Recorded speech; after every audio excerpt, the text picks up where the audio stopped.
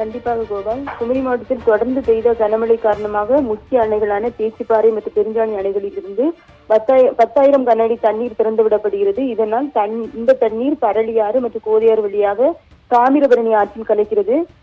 பரளியாறு மற்றும் கோதையாறு மலையோர பகுதிகளில் இருப்பதால் இந்த பகுதிகளில் பாதிப்புகள் ஏற்பட வாய்ப்புகள் குறைவு. ஆனால் தாமிரபரணி ஆறு செல்லும் மேற்கு கடற்கரையோர பகுதிகளில் உள்ள தாழ்வான பகுதிகளில் தண்ணீர் புகும் அபாயம் என்பது அதிகம். தற்போது மாவட்டத்தில் மழையின் அளவு குறைந்துள்ளதால் அணைகளுக்கு வரும் தண்ணீரின் அளவு என்பதும் குறைந்துள்ளது. மேலும் அதிகபட்சமாக இன்று காலை வரை மயிலாடி பகுதியில் 303 மில்லிமீட்டர் மழை பதிவாகியுள்ளது. அதே போல கொட்டாரம் பகுதியில் 180 மில்லிமீட்டர் மழை பதிவாகியுள்ளது. இது தண்ணீரின் மழை மேலும் பெய்தால் அணைகளில் இருந்து திறந்துவிடப்படும் தண்ணீரின் அளவும் அதிகரிக்கப்படும்.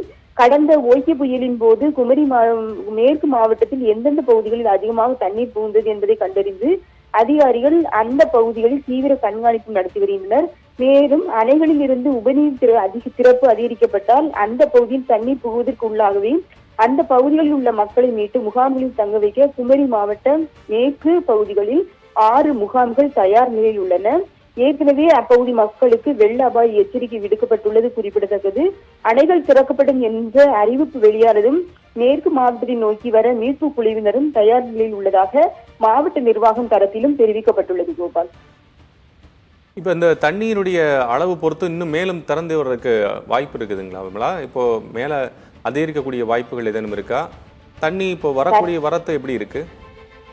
தற்போது மாவட்டத்தில் மழையின் அளவு குறைந்துள்ளதாலும் தென் மாவட்டங்கள், அதாவது கன்னியாகுமரி, நெல்லை, தென்காசி, தூத்துக்குடி போன்ற மாவட்டங்களுக்கு ரெட் அலர்ட் எச்சரிக்கை இன்னும் நிலுவையிலேயே இருக்கிறது.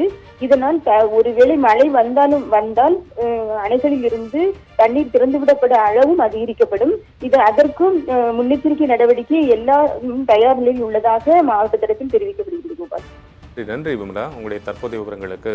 மிக முக்கியமான ஒரு செய்தி, பரளி மற்றும் கோதையாறுகளில் வெள்ளம் கரைபுரண்டு ஓடிக்கொண்டிருக்கிறது. அது மட்டுமல்ல, தூத்துக்குடி மாவட்டம் மற்றும் கன்னியாகுமரி மாவட்டம், அந்த 4 மாவட்டங்களுக்கு ரெட் அலர்ட் தற்போது வரை கொடுத்திருக்கிறது. தற்போது மழையினுடைய அளவு கன்னியாகுமரி மாவட்டத்தை பொறுத்தளவுக்கு குறைந்திருந்தாலும் கூட பேச்சிப்பாறை மற்றும் பெருஞ்சாணி 2 அணைகள், மிக முக்கியத்துவம் வாய்ந்த அணைகளிலிருந்து திறந்துவிடப்படக்கூடிய நீரின் அளவு அதிகரிக்கப்பட்டிருக்கிறது.